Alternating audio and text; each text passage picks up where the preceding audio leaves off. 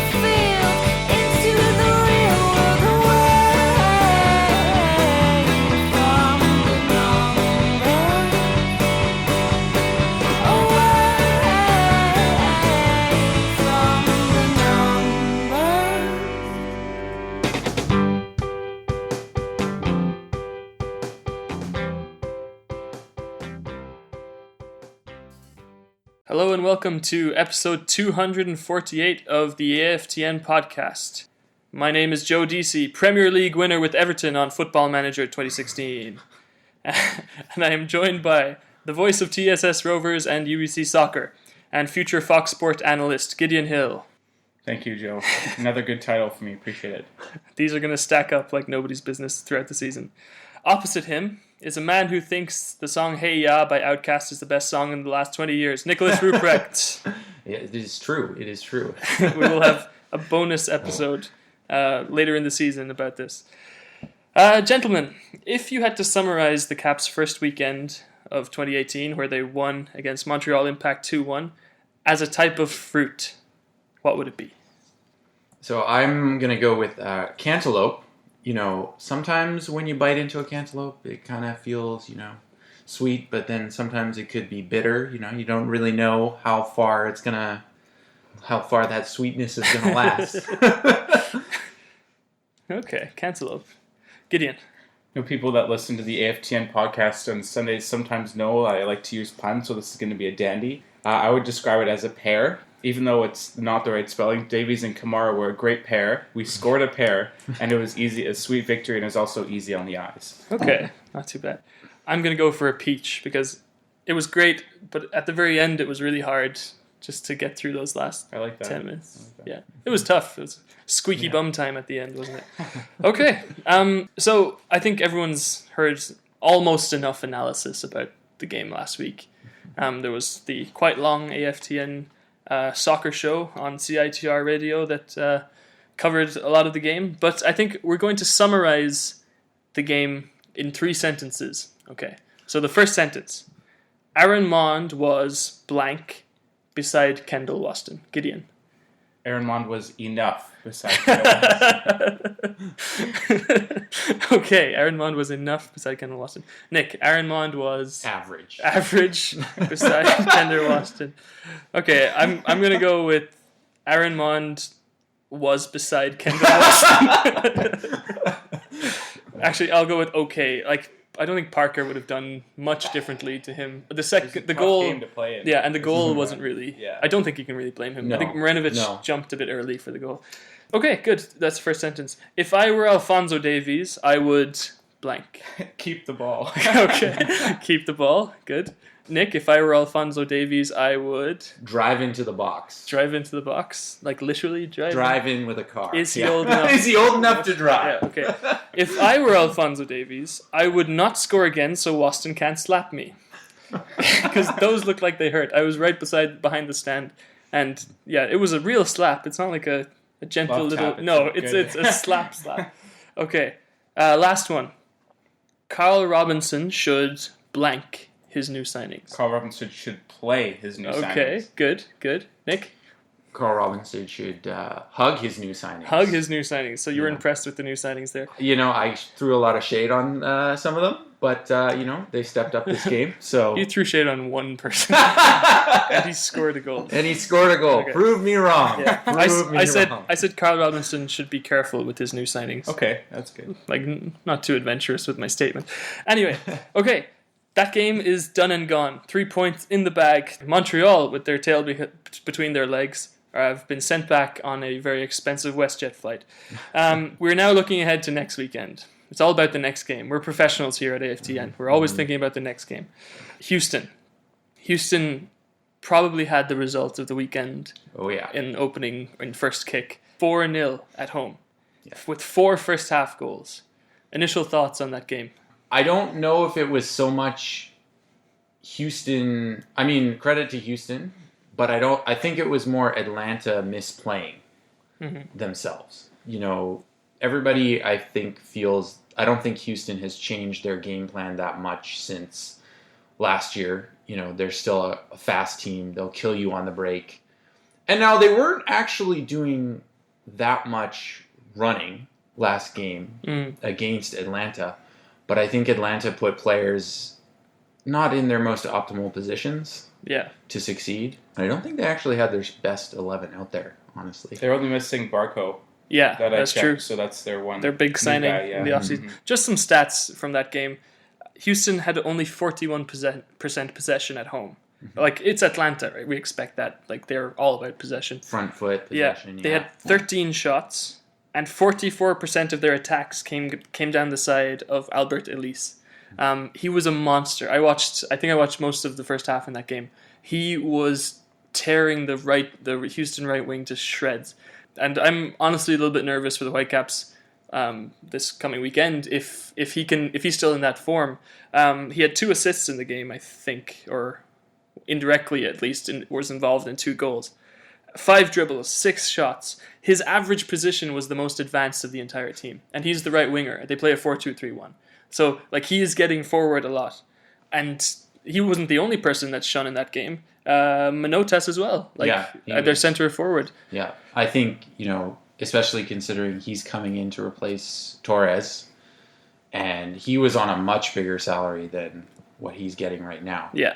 And they're getting a lot of bang for their buck with him. And he's linking up well with Ellis, and that is, as you go forward into that game, would be a concern, I would say. For sure.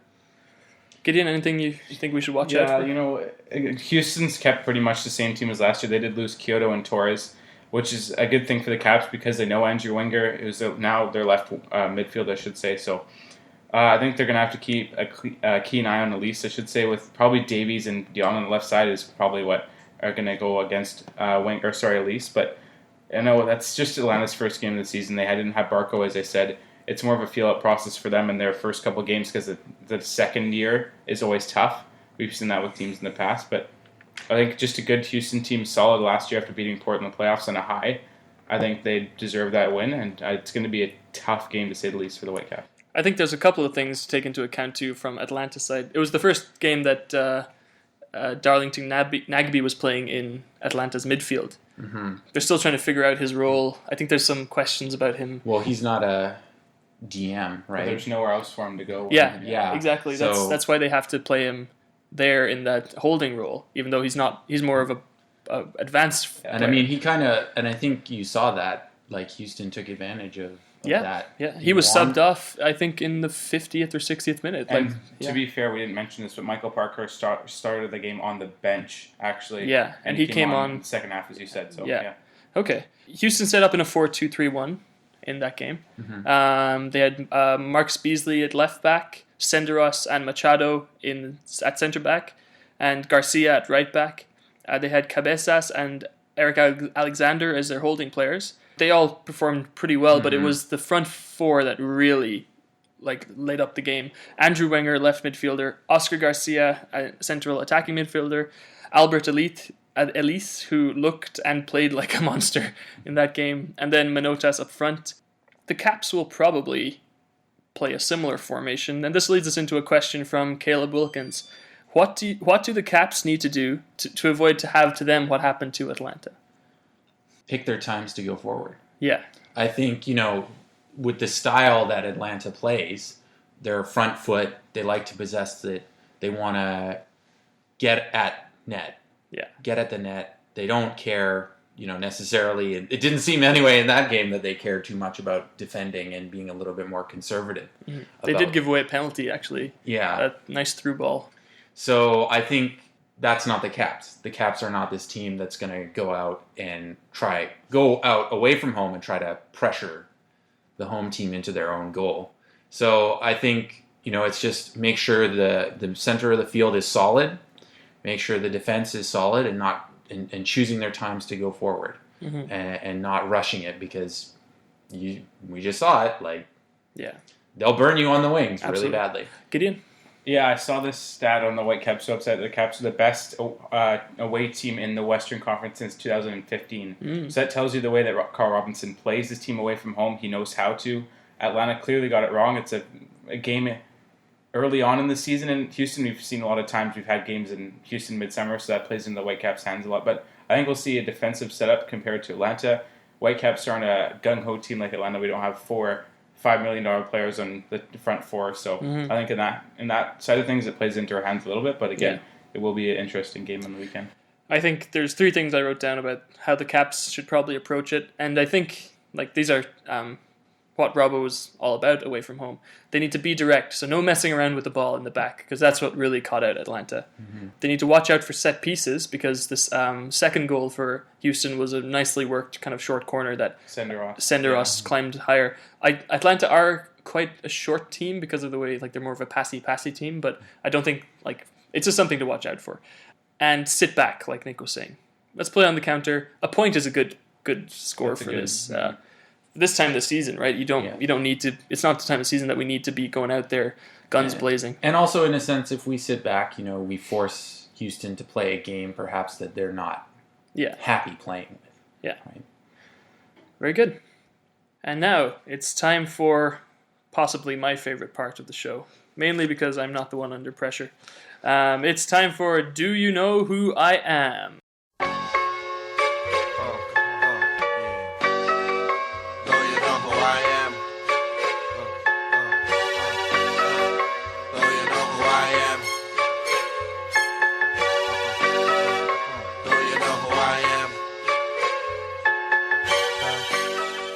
All right, guys, just a recap for what happened last week.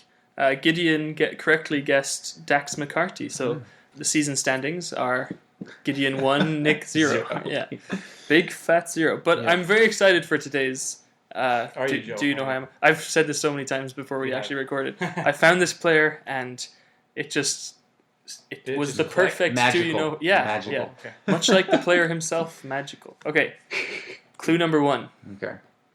I was born on October 7th, 1986, in Richardson, Texas. Ooh. Wild guesses are encouraged at this point. Okay. Richardson, Texas. Okay. So, wait, Luis Robles? No. Okay. Yeah. Let's go. Let's move on. Yeah, Number 2. I played for Indiana University before signing for PSV, but I only made 3 appearances over 3 years. Is it Matt Miazga? No. DeMarcus Beasley? No. Don't forget to say stop. Don't forget to say stop. Okay. Because then if you guys say it at the same time, like Nick almost did, even though it was the wrong answer. Okay, cool. That was number 2. Number 3. After spells in Denmark and Vietnam, I moved to an Eastern Conference team where I've played for 6 seasons. Stop. Lee Nguyen? Yes, Lee Nguyen. Okay, there we go. You said Lee Nguyen? I knew it's Lee Nguyen. Okay. Lee Nguyen, yeah. Jeez. I know. Yeah. Wow. A victory for Nick. Yeah. Wow. So he played for PSV for 3 years. Wow, and he's from Richardson, Texas. Okay, the other clues. I have 9 caps for the U.S. men's national team. And I've played almost 200 MLS games as an attacking midfielder. I captained a former team of Kai Kamara. That was going to be a big clue. Mm-hmm. And then I always wear a headband was the last clue. So if you didn't get it at that point. Christian Bolaños? Oh yeah, could have. I don't think Christian is from Richardson, Texas. But anyway, well done, Nick. And that was this week's Do You Know Who I Am?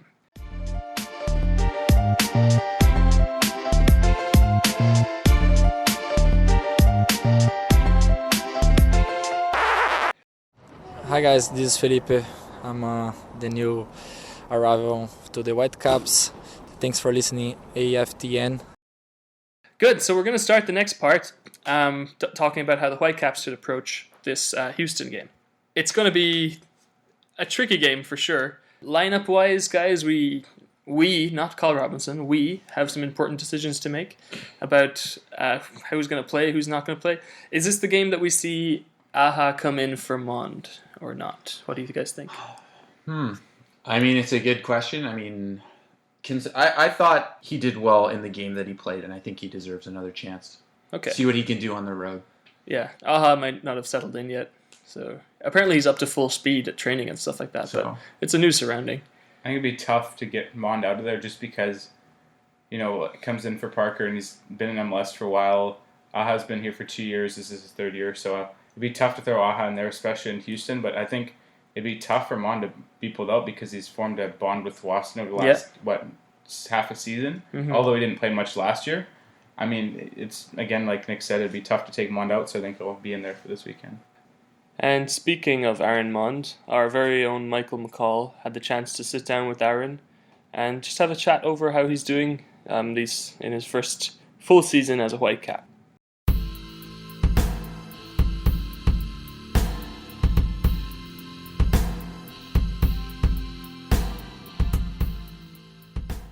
So Aaron, just looking back at what it's been like since you came to Vancouver, you were used to being a starter at RSL. How difficult was it for you taking a backseat role last season? Yeah, I think it's difficult for any player that sees himself as a starter, which I do. It takes a mature mindset and showing up and being a professional every day. And I felt that I did that and went to the off-season working really hard with a mind to have a starting role. And I think it's just about, just keeping your head on right and still keeping at it as if you were starting. I think that's the most important thing. When you see the club bringing in guys like Daniel Henry and Jose Aja, and do you wonder where that places you on the pecking order? And you've been in MLS for so long. Did you start to wonder, did you actually have a future here in Vancouver? Yeah, but I'm always been confident in my ability. I think I'm a good player, and that tends to show over a period of time. And I'm not really. The competition helps. I think that the more guys we get in here that are fighting for a spot, this makes me better. It makes me come into training every day with a chip on my shoulder, ready to push it and push them, and they push me, and then it's a long season, so. Over the course of this long season, everyone's going to get a chance, and we're going to need everybody. So I know that my chance will come if it didn't come on Sunday, and if it doesn't, there's always going to be chances. So you just got to stay at it, and I think the competition helps. I thought you had an excellent game on Sunday. You and Kendall, the partnership you have, we saw it last season in the game that you played. You seem to have a good understanding out there, and some of the distribution that you have as well. Like I hadn't seen a lot of you at RSL, but I was really impressed by your distribution. There was that one pass you had that was like across the field in the first half. Is that something that's always been a strength in your game? Yeah, I think so. When I first came into the league, I played a lot of games in the midfield, and I'm comfortable on the ball. I like playing with the ball at my feet and kind of starting the attack, setting the tempo. I love that responsibility. Yeah, I think I got into a good groove on Sunday with the ball, and I think we all did. The ball was moving, purring a little bit, and the atmosphere and everything, and I just felt good. So if the pass is there, I think I can hit it. And what's it like playing alongside Kendall? It's great. He's a beast, and it's nice to have that confidence in someone next to you, obviously. And I'm always going to be there if there's a minor slip, and he's always going to have my back, and that's. The understanding we have early on, we got each other's back, and we're in there, and we love the battle. We love, aerial battles and all that stuff, 50-50s. We feed off of each other, and it could be the start of a good thing. How good do you see this team being this year? I mean, last season, we kind of lacked a little bit up front. We've got Kai now. The midfield now seems stacked. You must be quite excited about what might lie ahead. Yeah, personally, I'm so excited. This team is really, really well-rounded. Very strong from the foundation, and the sky's the limit. I'm extremely excited. I think we all are, because we know what we have. We know the players front to back on this team, and I think we can go a long way. Did you get a chance to watch any of the Houston-Atlanta game? Did you see the highlights or anything? Yeah, I watched the first half, and I saw the entire game highlights. Yeah. What did you make? I mean, Atlanta, didn't look great. But what did you think of Houston? You're going to have to defend that attack. Yeah, I think they're very explosive, and they have a lot going forward, and they move quick. But I think Atlanta, just with a couple different tweaks, they could have got a better result. I think that, you won't see some of those mistakes because we've seen what they can do when you do make those mistakes. So we're trying to limit the mistakes and give them as little opportunity as possible. That's great. Thank you so much, and good luck this season. Thanks a lot. Thanks, man.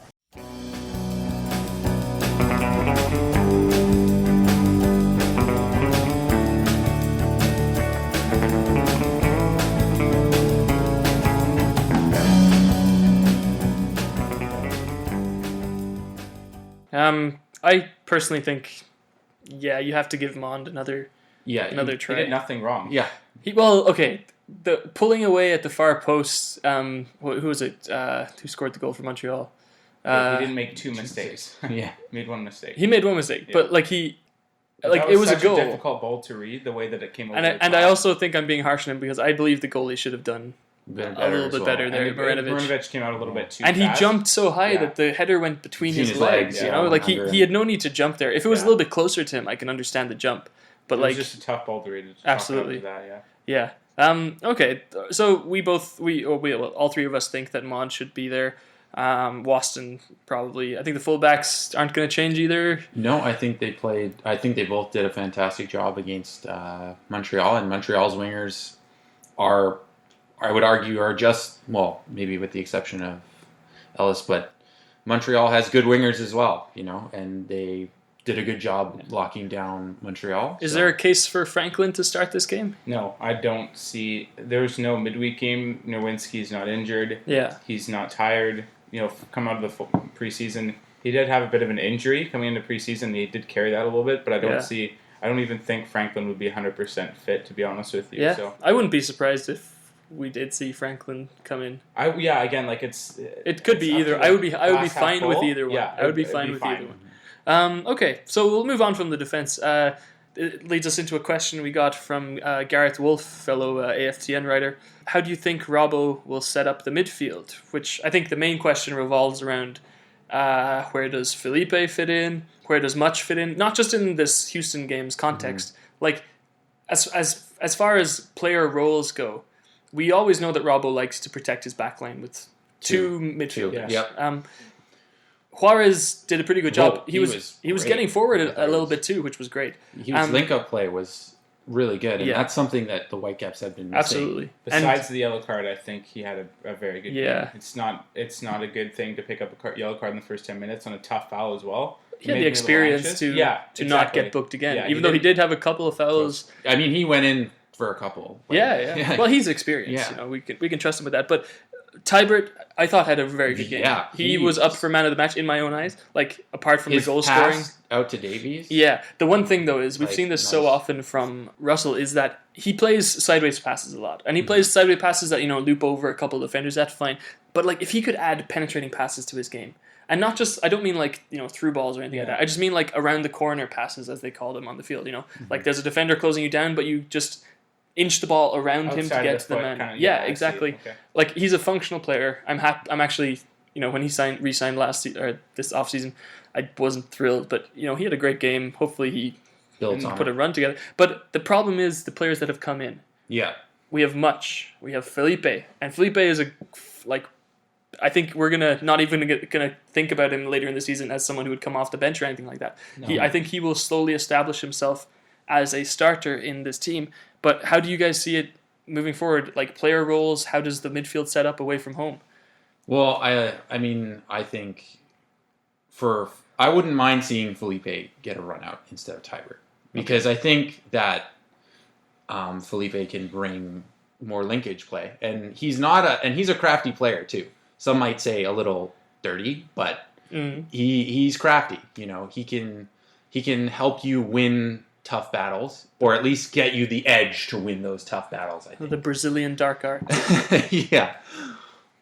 Okay. Yeah, me and Joe had this discussion a little bit earlier that the way Felipe played in New York compared to when Sasha Kleshtin came in is that he went from advanced to a little bit deeper. And the way when I saw him play games against the Whitecaps or Toronto, whoever, he was a fantastic player from that position. He was putting balls over the top. He was playing it to his defensive partner there. It used to be Dax McCarty. Like, he's played there. He's performed very well.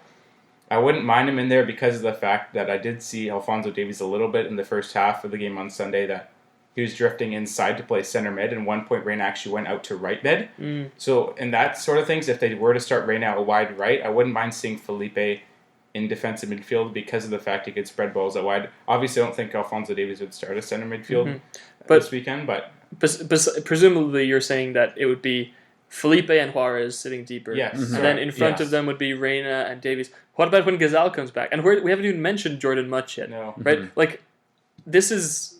it's good that we have numbers in here, but, like, is it going to be horses for courses where, like, some players we play away from home, like, more often than not, and then have some players who are more, you know, when we want to play more possession game, we have those kind of players? Because in my mind, like, I don't watch a ton of the Eastern Conference. I'll put my hands up and say that. Felipe, like, I know he's a great player. Like, I've seen him in playoff games and things like that. New York's never done great things in the playoffs, mind you, but he's more of a creative presence, right? And Robbo needs those two defensive midfielders. From the back as well. We've seen a lot where they brought in Morales, where they had the attacking from the center midfield possession on. They couldn't get the ball to the center midfield or above, so they need a guy that's in the midfield to set up the attacking midfielders and the strikers. But we do have a target man now. We have a real target man now. Right? But I'm saying we need to have not just one-dimensional attack. We need to have more than one player, plays, like Reyna and Felipe, not just Reyna or Felipe. Let me phrase this a different way then. Who is the best central midfielder the Caps have? Right now? Yeah. Central midfielder. Ali Gazal. Okay. Because of his experience. Yeah. Juarez is second. Yeah, well, I was going to say Juarez is a converted. Yeah. Felipe's converted as well. Jordan Much has played out wide in his career in England a little bit. He's played attacking mid. And so he's an unknown quantity right now. So he hasn't played a game in so long. So I think it'd also be Tybert would be, so probably be Gazal for me, then probably Juarez, Tybert, Much, and then, Felipe. Let's just Felipe and then Much, Tybert. Gazal, Felipe, Tybert, Much, and then. Okay. So if the Caps were in the MLS Cup final right now, who would be the starting midfielders? Gazal. Gazal and probably, barring any injuries, Felipe. Okay. But again... But what about Juarez? I would probably play Juarez. I'm saying if say, Reyna or Teixeira was to get injured, you can put Felipe attacking mid, what have you. Yeah. But for right now, I think the best foot forward, as in players this year, it'd have to be Gazal and Felipe, because Juarez is new to the league. He's a right back, switched to center midfielder. The problem with the Much thing that you were saying as well is when Michael McCall interviewed him on the AFTN soccer show, he said that Much said that he wanted to be a box-to-box midfielder who scores goals. Box-to-box midfielders are one of those two, right? In the 4-2-3-1, they're one of those two players. And then the other player is more of a sitting midfielder. That means he's not contesting for Gazal's spot or for, I guess, is Tybert's spot? He's competing for Juarez's spot. And like behind Juarez is there's still like a lot of competition there, right? Like it's going to be a question. But just for this weekend... We didn't even mention David Norman either, did we? Yeah. So you got David Norman Jr., I should say. But, you know, there's lots I don't think the other David Norman could do a shift in the midfield. Quite you never know, you know. It's true. Spray balls around. Never leaves the center circle. Yeah, exactly. It's one of those Sunday league things that you see sometimes. Okay. This weekend, though, personally, I feel it's going to be Juarez and Tybert with Felipe taking up the attacking midfield role. Right. That's just my inkling right now, which means that we have to get rid of one of our attacking midfielders. Davies, you can't take him out. I don't think. Unless there's like, you know, something that Robbo knows that we don't know, managing this young player. I think they could do Davies give him a shift, a 70, 75-minute shift, then throw Teixeira in there if we put Reyna and Felipe. That's an option. So I think Teixeira is the one who's going to miss out this weekend, I think. And Reyna and Felipe will kind of rotate between the two right wing and attacking midfielder role, which is another question I kind of had during the week. Teixeira, you know, great servant for the club and some really memorable moments as a Whitecap, but the thing that kind of got me thinking about this is how many of those memories were away from home, right? He scored great free kicks and like had great moments at home.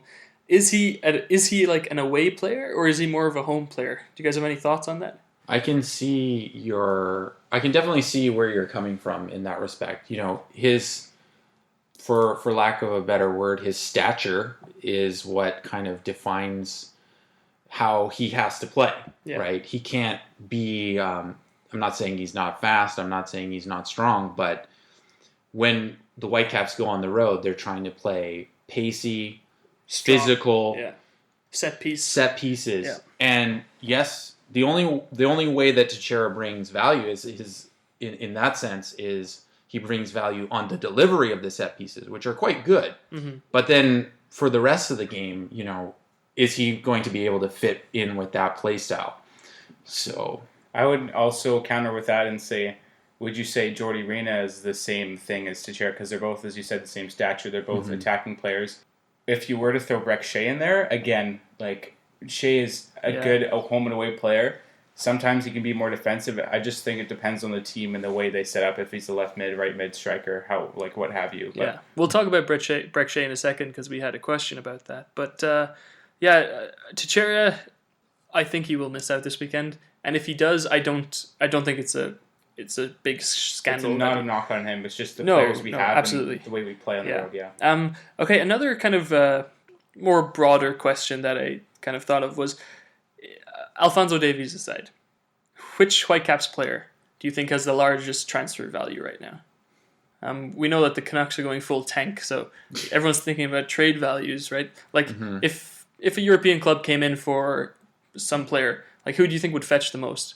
Like Waston signed a new contract, and we know that ups his value a little bit because if anyone wants to come and get him, they're going to have to break that. But he's older now, right? He's not a spring chicken anymore. Any thoughts? Who do you think would fetch the most money? I think Marinovic might be a dark horse. Yeah. International goalkeeper. Yeah, but again, look where he came from. He came from the fourth tier of... True, yeah. Whatever, I forget what country he came from. Germany, wasn't it? Germany, sorry, Germany. So Nerwinski? Any takers for in Nerwinski? a couple of years, I'd say right now it'd be Kendall Waston. Okay. Just because not just the contract, but the way he's been playing. There's been clubs that have been eyeing him. He's been looked at within MLS as well as Europe. So I think outside of Davies right now, 2 years before, if Gazal was on our team, I would have said Ali Gazal. But again, Ali Gazal's getting a little bit older in age. But I think for Gazal right now, for Waston right now would be him. Yeah, I think Waston is the safe, obvious one. Afterwards, I mean, he's been able to put in pretty consistently excellent performances as a central defender. The way we play, and he is a monster in the air and clearing balls, and he's a physical presence. He can handle any target man, and he's a leader. He's a leader. Huge. So I think that's Waston would definitely be second. And as the season goes on, that'll change for sure. Who knows which player is going to get injured or stand up and be counted, I was going to say, but that's more negative from Nick. Okay. We have had another question from Chris Cargan, who has a streak now for having a question on every show we've done, all 2 of them. Good job, Chris. Make sure to follow him at SailorC86 because Sailor C was definitely taken before that on Twitter. Okay, so he asked, what did you see in last week's opener that you would like to change for this week? In a sentence. I wouldn't change the way we played because I would change because it's in Houston. There's a little bit more of a heat factor. We spread out our attacking mindedness because I felt for me anyways, the first 20 minutes of the Montreal game, first 20-25, we were full foot forward. Kamara had 2 or 3 crosses he could have finished. Davies was putting crosses, beating Petras like nobody's business. We were getting forward, getting chances again, but the way that Houston is playing right now, they're attacking minded. We're going to have to counter, and I think we can't burn ourselves out in the first 20 minutes, get tired, and not be able to counter later on in the game. So I think from that sense, spread out our counter-attacking and attacking. And that would come from Carl Robinson, right? Because it's his game plan, right? Yeah. Like we're led to believe that coaches go into a game with the game plan where they, this part of the game, you do that. Yeah. You would think that, sit tight for the first half and then get something the second half or something? Yeah. I think for me, at least, it would be, instead of Davies going as wide as he did all the time, cut into the box a little bit more. The rest of the question from Chris was, he was thinking specifically about Breck Shea. Would you give his spot on the bench to somebody else?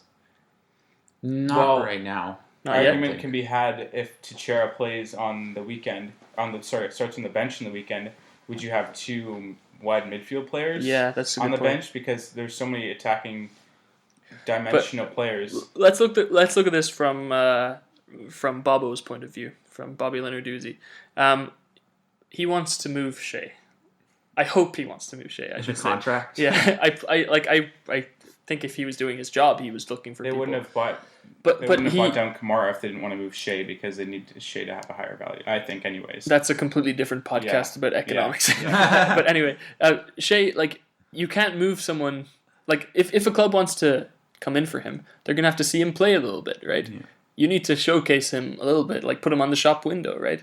But I think really like where, like then you have to think about, well, what teams want him and what teams want his skill set, right? At this And point his in time. contract. And his contract. That's like the biggest thing. That's Yeah. the biggest thing Well, around his neck it would is the be contract.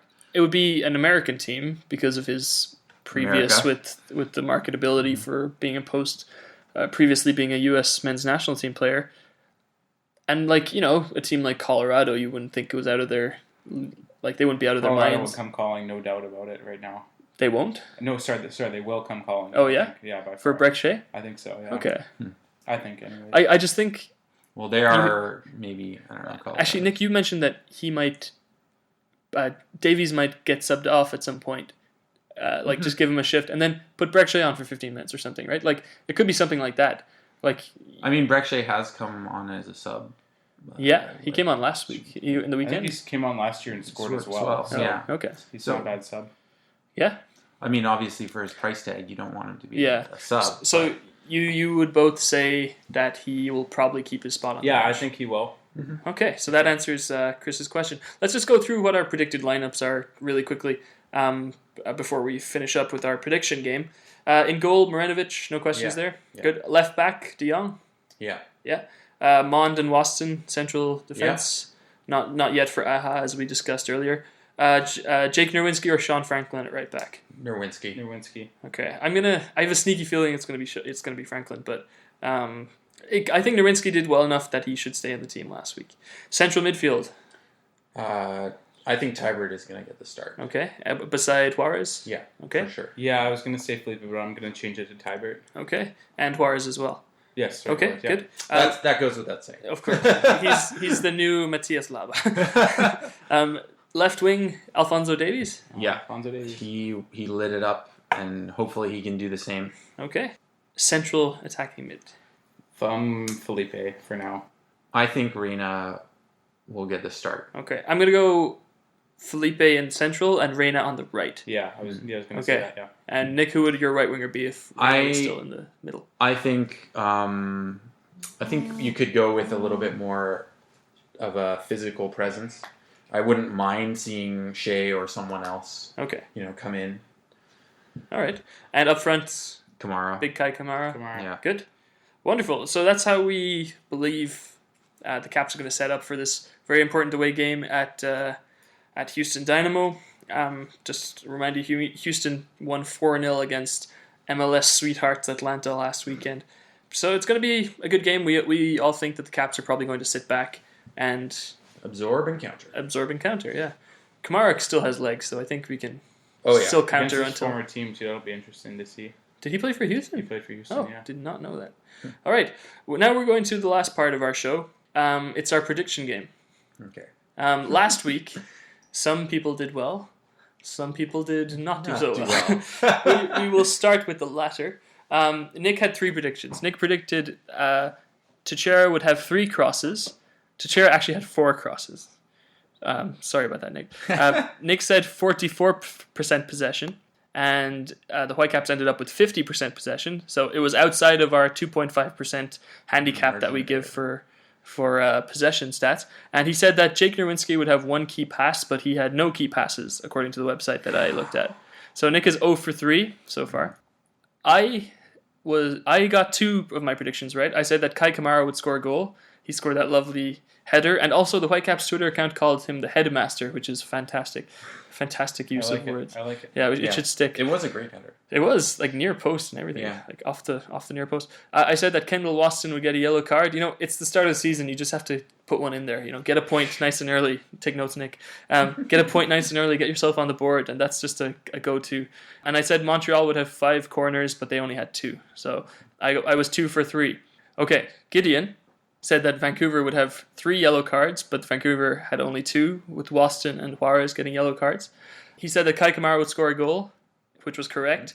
And the most impressive man of the match performance from Gideon, he said that the Caps would have 5 first half shots, and they had 5 first half shots. Round of applause for Gideon Hill. Fantastic. Okay, so the season standings so far.